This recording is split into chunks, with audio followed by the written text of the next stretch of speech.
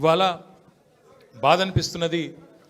ఎంక్వైరీలతో కాదు, ఎంక్వైరీలకు భయపడేటోడు ఎవడు లేడు, బాధపడేటోడు ఎవడు లేడు. కానీ ఇవాళ ఇంత కష్టపడి మరి కేసీఆర్ గారి నాయకత్వంలో ప్రజలు సాధించుకున్న ఈ రాష్ట్రంలోని పరిపాలన పిచ్చోడి చేతిలో రాయిలాగా మారిపోయింది. పరిపాలన మీద దృష్టి లేదు, పరిపాలన చేత కాదు, ప్రజలకిచ్చిన హామీలు నెరవేర్చే సత్తా లేదు. అసమర్థుడి జీవనయాత్రలాగా ఈ 2 ఏళ్ళు ఏదో నెట్టుకుంటూ టైంపాస్ చేసుకుంటూ వచ్చినారు. ఒక్కొక్క రోజు ఒక్కొక్క డ్రామా. కొన్ని రోజులు కాళేశ్వరం పేరిట డ్రామా, కొన్ని రోజులు గొర్రెల స్కామ్ అనే డ్రామా, కొన్ని రోజులు ఫార్ములా ఈ పేరిట డ్రామా, మరికొన్ని రోజులు ఫోన్ ట్యాపింగ్ అని చెప్పి డ్రామా. ఇవాళ ఒక బాధ ఎక్కడ అనిపిస్తుంది అంటే, చదువు, సంస్కారము, మర్యాద, హుందాతనం ఉన్న ఒక పార్టీ నాయకుడిగా నేను చేసే విజ్ఞప్తి, నేను చేసే ప్రార్థన ఏంటంటే, ఈ పుట్టిన మట్టి సాక్షిగా, అంతరాత్మ సాక్షిగా అక్రమ అనైతిక పనులు నేనెన్నడూ కూడా చేయలేదు అనే మాట స్పష్టంగా చెప్తాను. ఈ రెండేళ్లలో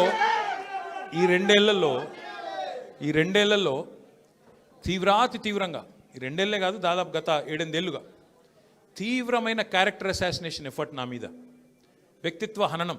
అంటే ఒక కుక్కను చంపే ముందు పిచ్చి కుక్కను ముద్రేయాలని ప్రయత్నం చేస్తారు కదా, నేనేదో డ్రగ్స్ తీసుకుంటానని, నాకేదో హీరోయిన్లతో సంబంధాలు ఉన్నాయని, లేని దిక్కుమాలిన వార్తలు రాసి నన్ను క్షోభకు గురి చేయడమే కాకుండా నా కుటుంబ సభ్యుల్ని, నా పిల్లల్ని, నా వాళ్ళు అనుకునే వాళ్ళందరినీ విపరీతమైన క్షోభకు గురి చేశారు. అయినా కూడా ఎన్నడూ బాధపడలేదు, బయటకు వచ్చి వేరే వాళ్ళలాగా దొంగ ఏడుపులు ఏడవలేదు.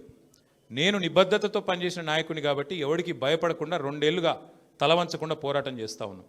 ఇవాళ నేను ఏదో టెలిఫోన్ ట్యాపింగ్లో ఏదో విచారణ క్రమాన్ని పిలిచారు, బరాబర్ పోతాం, పోయి అడుగుతా. ఏమడుగుతా? ఏం తప్పు చేసింది మా ప్రభుత్వం అని అడుగుతా, ఎక్కడ తప్పు జరిగింది అని అడుగుతా. ఇవాళ వారు సమాధానాలు చెప్పాలి నాకు. గత 2 ఏళ్ళుగా ఈ ఫోన్ ట్యాపింగ్ పేరిట ఒక డైలీ సీరియల్ మాదిరిగా, అంతులేని కథ మాదిరిగా లీకుల రూపంలో ఏదైతే మా వ్యక్తిత్వ హననం జరుగుతుందో దానికి బాధ్యులు ఎవరు అని అడుగుతా. ఎవరో హీరోయిన్ల ఫోన్లు ట్యాప్ అయినాయని మీరే ఒక 2 నెలలు నడిపిస్తారు డ్రామా. పోలీసు వాళ్ళు, కాంగ్రెస్ పార్టీ వాళ్ళు మీరే లీకులు ఇస్తారు, మీరే రాయిస్తారు, మీరే మళ్ళీ మీదికి వెళ్ళి మా వ్యక్తిత్వ హననం చేసే ప్రయత్నం చేస్తారు. ఇక వీళ్ళని బెదిరించిందట, వాళ్ళని బెదిరించిందట అని మీరే రాపిస్తారు 2 నెలలు. మళ్ళీ 3వ నెలలో మీరే రాపిస్తారు. ఏ హీరోయిన్ల ఫోన్ ట్యాప్ కాలేదు, ఎవరిది కాలేదు, అంతా బోగస్, ఇన్ని రోజులు మేము చెప్పిందంతా తూచ్ అని చెప్పి మళ్ళీ మీరే రాయిస్తారు. మరి నా పరువుకి, నా ప్రతిష్టకు కలిగిన నష్టానికి ఎవడు బాధ్యుడు? రేవంత్ రెడ్డి బాధ్యుడా? ఈ లీకులు ఇచ్చిన పోలీసు వాళ్ళు బాధ్యులా? రాసిన మీడియా వాళ్ళు బాధ్యులా? నేను అడుగుతా. అట్లా ఇంకో మాట కూడా నేను అడుగుతా. ఈరోజు ఇవాళ మీరు ఏ అధికారి అయినా, ఈ రాష్ట్రంలో పోలీస్ అధికారి ఈరోజు రాష్ట్రంలో ఫోన్లు ట్యాప్ జరగడం లేదు అని చెప్తాడా? ముందుకొచ్చి మీ కెమెరా ముందుకొచ్చి చెప్పే ఒక్క పోలీసోడు ఉన్నాడా? డీజీపీ శివధర్ రెడ్డి ముందుకు వస్తాడా? ఐజీ ఇంటెలిజెన్స్ ముందుకు వస్తాడా? కమిషనర్ సజ్జరాన్ ముందుకు వస్తాడా? వాళ్ళకి తెలుసు, పోలీసు వాళ్ళకు, భారతదేశంలో స్వాతంత్రం వచ్చిన తర్వాత ఆనాటి నుంచి ఈనాటి వరకు, నెహ్రూ గారి టైం నుంచి ఈరోజు మోడీ గారి టైం దాకా గూఢాచారి వ్యవస్థలు ఎప్పటికప్పుడు పనిచేస్తూనే ఉంటాయి. గూఢాచారి వ్యవస్థ ఎందుకు పనిచేస్తుంది? పోలీస్ నిఘా వ్యవస్థ ఎందుకు పనిచేస్తుంది? ఎవరన్నా ప్రభుత్వాలను అస్థిరపరిచే కుట్ర చేసినా, దేశంలో శాంతి భద్రతల సమస్య తలెత్తే విధంగా వ్యవహారం చేసినా, లా అండ్ ఆర్డర్ ఇష్యూ వచ్చే విధంగా ఏమైనా అపభ్రష్టపు పనులు చేసినా వాటిని నిరోధించడానికి డెఫినెట్గా పోలీస్ వ్యవస్థ తన పని తాను చేసుకుంటూ పోతుంది.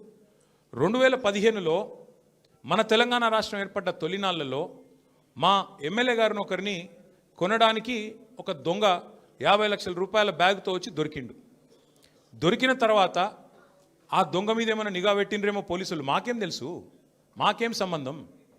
పోలీసులు దొంగలు, వాళ్ళకు సంబంధం ఉంటుంది, మాకేం సంబంధం? మధ్యలో రాజకీయ నాయకత్వానికి. ఇవాళ వాస్తవం ఏంది? 2015లో ఏ దొంగనైతే దొరికిండో 50 లక్షల రూపాయలతో అడ్డంగా రాష్ట్రం మొత్తం చూస్తుండగా ఆ దొంగ ముఖ్యమంత్రి అయి కూర్చున్నాడు. ఆ దొంగకి ఏమనిపిస్తున్నది? మిగతా వాళ్ళు కూడా నా లెక్కనే రాజకీయ నాయకులందరూ దొంగ పనులు చేస్తారు, మిగతా వాళ్ళు కూడా నాలాగనే బురద అంటియాలి, వాళ్ళను బదనాం చేయాలి. అందుకే ఏం చేస్తున్నాడు? విచారణ పేరిట ఆదేశాలు జారీ చేస్తూ ఉన్నాడు. క్యూన్యూస్ పేరు చెప్పి ఎవరైనా వసూళ్లకు, అక్రమాలకు, బెదిరింపులకు గురి చేసిన క్యూన్యూస్కి సమాచారం ఇవ్వండి. క్యూన్యూస్ ఎప్పుడూ ఇలాంటి చర్యలకు పాల్పడదు, ప్రోత్సహించదు. క్యూన్యూస్ ఎల్లప్పుడూ ప్రజా గొంతుకగా ప్రజల సమస్యల కోసం నిరంతరం పోరాడుతుంది. మీకు ఎలాంటి సమస్య ఉన్నా క్యూ న్యూస్ని కాంటాక్ట్ అవ్వండి. సంప్రదించవలసిన ఫోన్ నెంబర్ 7569534968 8688926084.